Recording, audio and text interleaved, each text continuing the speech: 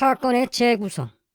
오늘은 최근에 자신의 블로그에 지방의 한 라멘집을 없는 사실로 테러하고, 그것도 모자라 본인을 팔로워 7천이 넘는 인스타 셀럽, 인플루언서라고 과시하면서 자신과 친한 유튜버들과 연예인을 들먹이며 라멘집 사장님을 협박까지 하는 파워 블로그지에 대한 이야기입니다.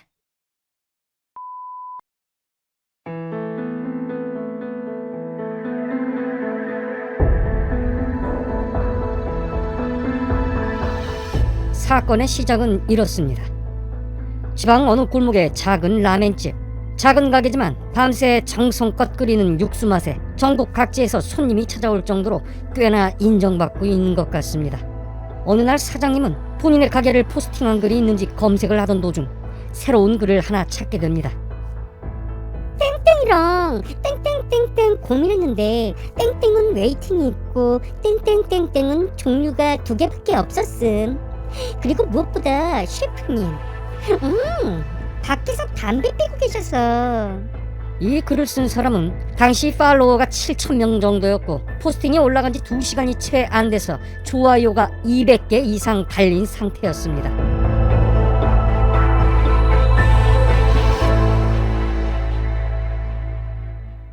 이 라멘집의 메인 메뉴는 소고기 덮밥 정식과 일반 라멘, 매운 라멘, 2종류의 라멘 딱 3가지였습니다.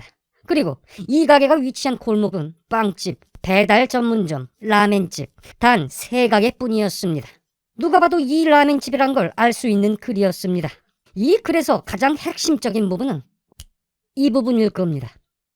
담배 피던 손으로 만든 음식을 상상한다면 과연 누가 그 음식을 돈 내고 먹고 싶겠습니까? 유명한 가게도 아니고 대중적인 메뉴도 아니어서 대부분의 손님이 인터넷 검색으로 찾아오는 식당인 만큼 사장님은 불안함에 가슴을 졸일 수밖에 없었습니다. 그런데 말입니다. 사장님은 그날 재료 준비와 손님 맞이로 가게 밖을 나간 사실이 없었다는 겁니다. 당연히 담배를 피운 사실도 없었다고 합니다. 사장님은 우선 사실 확인을 위해 해당 글에 댓글을 달았습니다. 그러나 연락은 오지 않았습니다. 쪽지도 보내봤습니다. 연락은 없었습니다. 그런데 답장도 없던 그 블로그는 아무 일도 없는 듯 새로운 게시물을 올렸습니다. 그 새로운 게시물에도 사실 확인차 연락을 부탁했지만 블로그는 요청을 씹어버립니다. 억울함과 불안함에 속이 타들어갔던 사장님은 본인의 SNS에 그 포스팅 글이 사실이 아니라며 해명의 글을 올렸습니다. 그날 저녁도 재료와 육수를 준비하는 작업을 하면서도 계속해서 연락을 바란다는 댓글을 남겼습니다. 그리고 드디어 답장이 도착합니다. 그런데 말입니다. 돌아온 대답은 단 한 줄. 더 황당한 것은 그 사과 한 줄이 비공개였다는 겁니다. 이미 그 허위 글에는 어떤 사실 검증도 하지 않은 채 무자비하게 사장님과 음식점을 욕하는 댓글들이 달렸고 그들에게는 사실 여부는 중요하지도 않아 보였습니다. 그런 상황에서 비공개 답글로 한 줄짜리 사과? 몰랐다. 미안하다. 그 포스팅을 읽은 사람들에게 사장님은 이미 영업시간에 담배를 피우고 음식을 만드는 라멘집 사장이 되어 있었습니다. 너무 억울한 마음에 사장님은 진심으로 사과를 받고 싶었습니다. 그래서 그 블로거에게 연락과 함께 제대로 된 사과를 요구했습니다.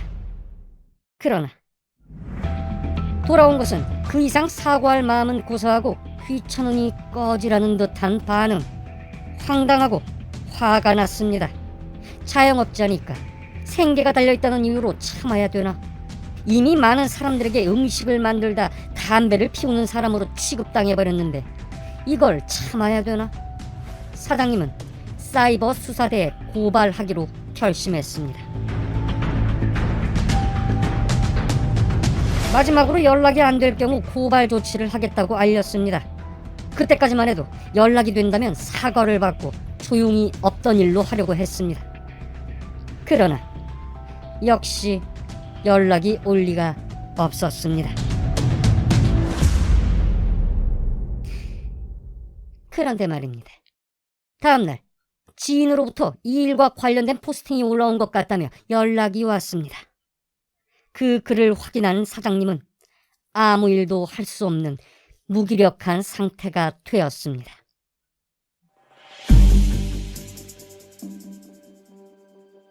땡땡땡에 갔다가 웨이팅이 있어서 다른 식당을 방문했습니다.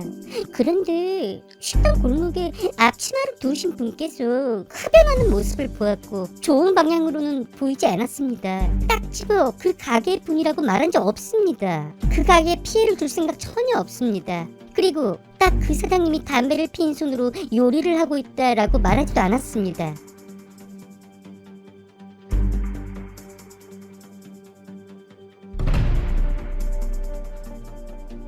해당 사장님께서 댓글로 본인은 아니라는 식으로 남겨주셨고 오해의 소지가 될 내용은 바로 지웠습니다. 물론 댓글로 사과도 드렸습니다. 아시죠?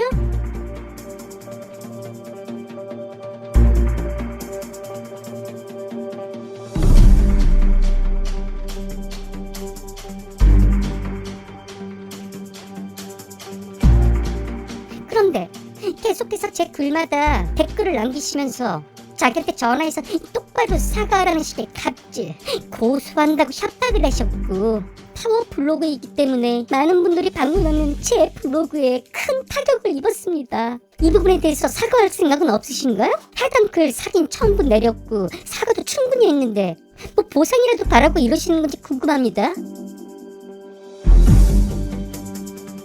제가 그 가게 가지 말라 그랬나요? 아니 가려다가 다른 가게 갔다는 말이 가게에 큰 피해를 줬나요?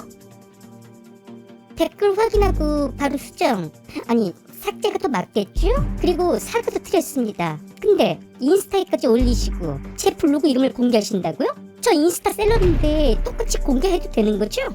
대답해보세요. 제 주변에 파워 블로거, BJ, 연예인, 인플루언서, 유튜브 진짜 많고 저 역시 인플루언서거든요. 그쪽이 한 행동 감당할 자신이 있으신가요? 사건의 전말은 이렇습니다. 여러분은 어떻게 생각하십니까? 판단은 여러분께 맡기겠습니다.